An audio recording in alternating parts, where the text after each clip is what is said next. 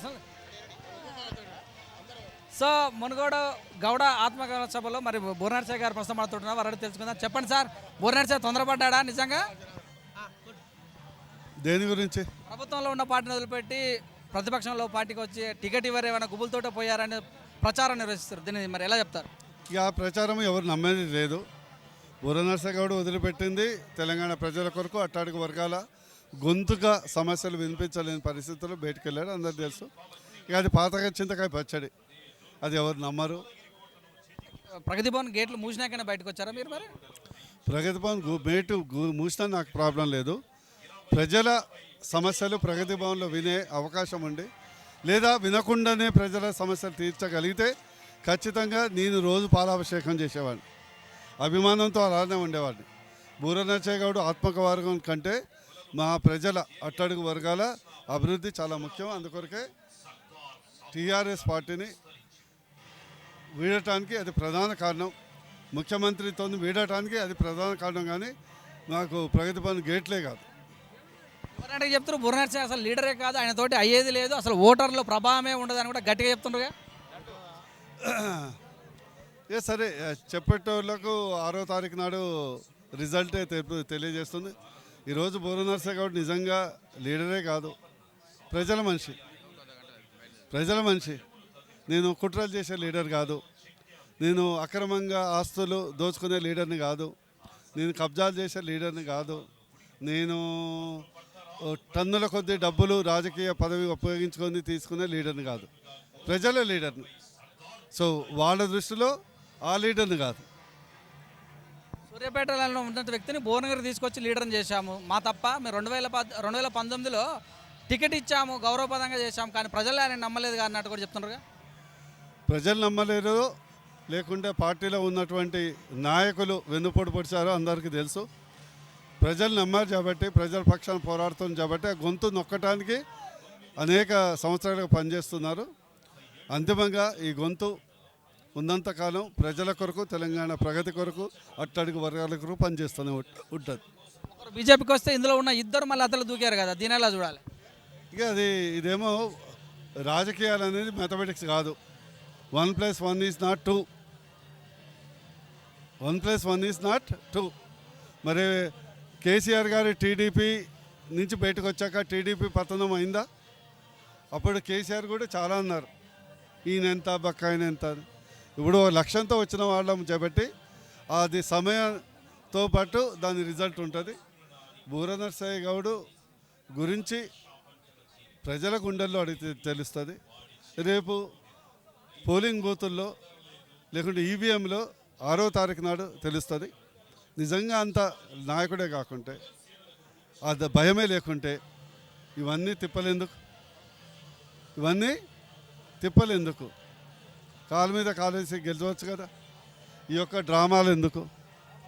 ఇప్పుడు మంచి మనసుతో గెలవాల్సిన నాయకులు ఇన్ని డ్రామాలు పన్నాగాలు పడించాల్సిన అవసరం బూరనర్సేగౌడ్ కాదు కదా. ఈటల రాజేందర్ వచ్చినప్పుడు అలానే కదా, వివేక్ వెంకటస్వామి కూడా అంతేనే కదా, విశ్వేశ్వర రెడ్డి లాంటివాడు అంతే కదా. సో సమాధానం ఏంటంటే, ఈరోజు గాంధీ స్వాతంత్రంతో పాటు, ఉద్యమంతో పాటు లక్షలాది మంది వారితో ఉన్నారు. అలానే తెలంగాణ ఉద్యమంలో కేసీఆర్ గారితో లక్షలాది మంది ఉన్నారు. ఇంటికి ఒకళ్ళే పెద్ద ఉంటారు, కానీ ఇంటి కుటుంబ సభ్యులందరూ శ్రమతో ఇల్లు గడుస్తుంది. అట్లనే ఉద్యమానికి కూడా ఒక నాయకుడు ఉంటారు. ఉన్నంత మాత్రం పూర్తి ఒకరే కాదు.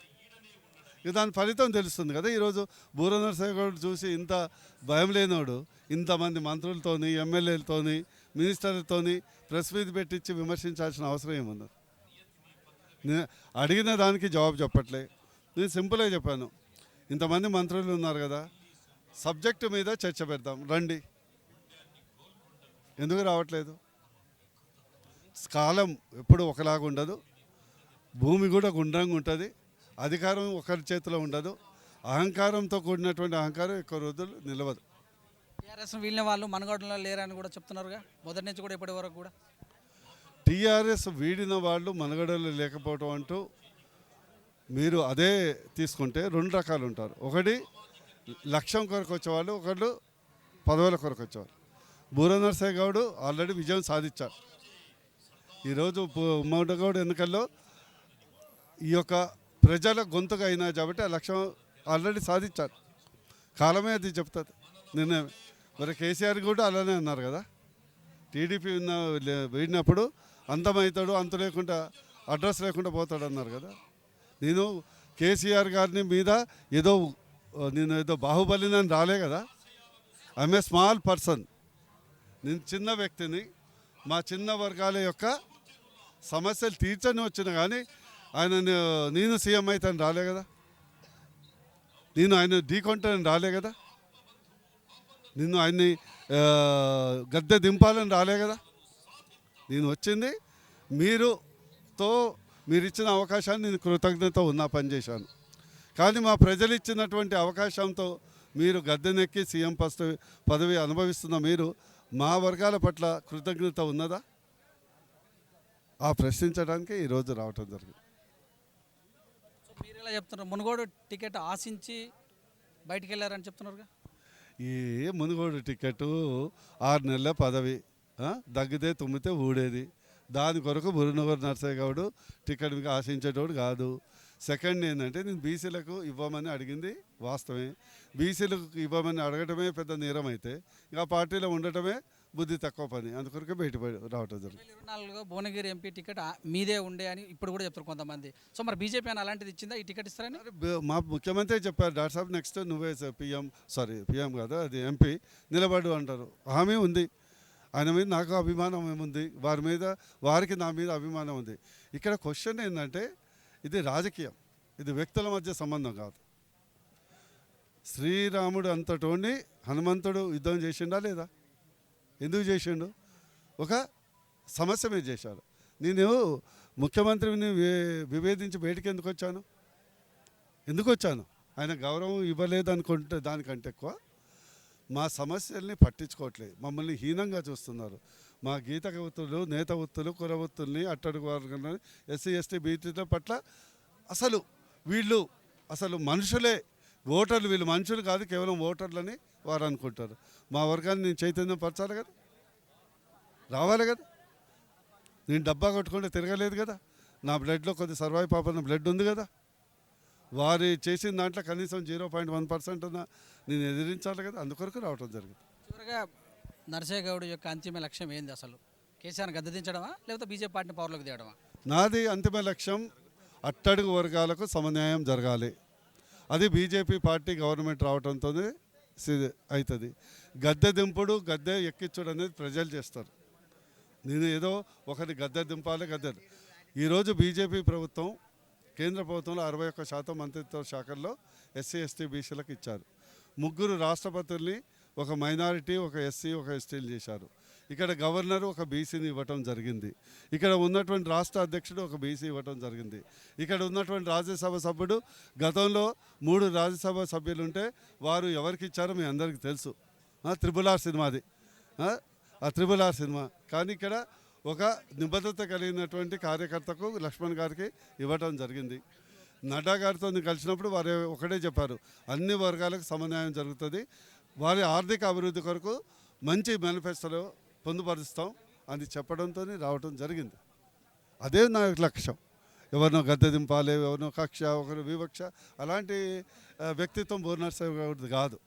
నిజంగా బీసీలకు టికెట్ కావాలన్న వ్యక్తి బీసీలకు టికెట్ ఇచ్చిన పార్టీ సైడ్ ఉండాలి. మరి భారతీయ జనతా పార్టీ కూడా మరి అగ్రవర్ణాలకే ఇచ్చింది కదా, దీని ఎలా చూడాలి? మళ్ళీ వారికి మీరు సపోర్ట్ చేస్తున్నారు. ఇక్కడ బీసీలో వ్యక్తులు కాదు, వ్యవస్థ ఇంపార్టెంట్. ఈరోజు ఒక పార్టీ ఉంటే అన్ని కులాలకు ఇస్తుంది కదా. అందులో రెడ్డి ఉంటారు, గౌడు ఉంటారు, ఎస్సీ ఉంటారు, ఎస్టీ ఉంటారు. వీళ్ళందరూ చేసేది ఏం కావాలి? మేనిఫెస్టో అది భగవద్గీత లాంటిది, మేనిఫెస్టో ఖురాన్ లాంటిది, మేనిఫెస్టో బైబిల్ లాంటిది. అది ముఖ్యం కదా. ఇక్కడ వ్యక్తులు శాసించరు, వ్యవస్థ శాసిస్తుంది. ఇక్కడ రాజగోపాల్ రెడ్డి కంటే ఎక్కువ ఇక్కడ బీజేపీ పార్టీ గెలుస్తుంది. బీజేపీ గెలుపు వల్ల రాజకీయ మలుపు జరుగుతుంది. తద్వారా తెలంగాణ ప్రగతి మారుతుంది. తద్వారా బహుజనుల యొక్క తలరాత మారుతుంది. అందుకొరకు రేపు రాజగోపాల్ రెడ్డి నిలబడితే వారు వచ్చి నాకు చేస్తారు కదా. చేసినప్పుడు మరి రెడ్డి సమాజం కొరకు మాట్లాడారు కదా. క్వశ్చన్ ఏంటంటే కులము మతం కాదు. క్వశ్చన్ ఏంటంటే వ్యవస్థ ఉందా, క్వశ్చన్ ఇక్కడ కాన్స్టిట్యూషన్ ఉందా, ప్రజాస్వామ్యం ఉందా, అన్ని వర్గాలకు న్యాయం ఉందా లేదా, అది క్వశ్చన్. సో అందరు కూడా అన్ని జాతుల వాళ్ళకి ఎమ్మెల్సీలు ఇస్తున్నాము, ఎవరు పట్టించుకున్న వాళ్ళకు మరి అన్ని రకాల మరి భవనాలు కూడా ఆత్మగౌరవ భవనాలు కట్టిస్తున్నాము. ఇంతకంటే ఇప్పటిదాకా ఎవరు చేయలేదు, గొప్పగా చేసిన సంక్షేమం కూడా మేమంటారుగా. రెండు రకాలు ఉంటాయి నా దృష్టిలో, రెండు రకాల పథకాలు, ఒకటి పారాసిటమాల్, ఒకటి వ్యాక్సిన్ పథకాలు. మీకు అర్థమైందో లేదో? పారాసిటమాల్ అంటే జ్వరం వచ్చినప్పుడు టాబ్లెట్స్ ఇస్తే జ్వరం తగ్గుద్ది కానీ రోగం తగ్గదు. నా దృష్టిలో ఈ సమాజంలో అతిపెద్ద రోగం పేదరికం, అతిపెద్ద రోగం పేదరికం. ఆ పేదరికం ఆసరా పెన్షన్తో అంతం కాదు. ఆ పేదరికం 1 ఎకరం భూమి ఉన్న వాళ్లకు 10,000 ఇచ్చేసి రైతు బంధు, 100 ఎకరాల ఉన్న వాళ్ళకు 10 లక్షలు ఇస్తే అది అంతం కాదు, పెరుగుతుంది. ఆ పేదరికం ఎప్పుడు తగ్గుద్దంటే పేదలకు ఉద్యోగాలు ఇస్తే తగ్గుద్ది, పేదలకు స్వయం ఉపాధి పథకాలకు లోన్లు ఇస్తే తగ్గుద్ది, పేదలకు కులవృత్తుల్లో బాసటగా పారిశ్రామికవేత్తలుగా చేస్తే తగ్గుద్ది. అది నా యొక్క సిద్ధాంతం. కేవలం కొన్ని పథకాలు, ఆకర్షణీయమైనటువంటి పథకాలు పెట్టి కేవలం ఓట్లు లాక్కునే ప్రయత్నంతో సమాజం అభివృద్ధి చెందదు. నా దృష్టిలో ఒకటే, ఒక్కరి దగ్గర 1,00,000 కోట్లు కాదు, ఒక కుటుంబం దగ్గర 1,00,000 కోట్లు కాదు, 1,00,000 మంది దగ్గర ₹1 కోటి ఉండాలి. దట్ ఈస్ బూర నర్సయ్య గౌడ్ ఫిలాసఫీ. అందుకొరకే బీజేపీకి వచ్చాడు. సో మరి రాజకీయ నాయకులు అంటే పార్టీలు మారటం కామన్ అయిపోయింది మరి. సో ఈ విషయాన్ని చెప్తారా? నేను పార్టీ మారలే, నేను నా యొక్క లక్ష్యం యొక్క మార్గం మారాను. నాది ఏదైతే లక్ష్యం ఉందో బహుజనులు కానీ పేదరికాలు, నేను తీసుకున్న మార్గం అది 1000 సంవత్సరాలు నడిచినా కూడా లక్ష్యం చేరాం. అందుకొరకు ఈ రూట్ పట్టుకుంది.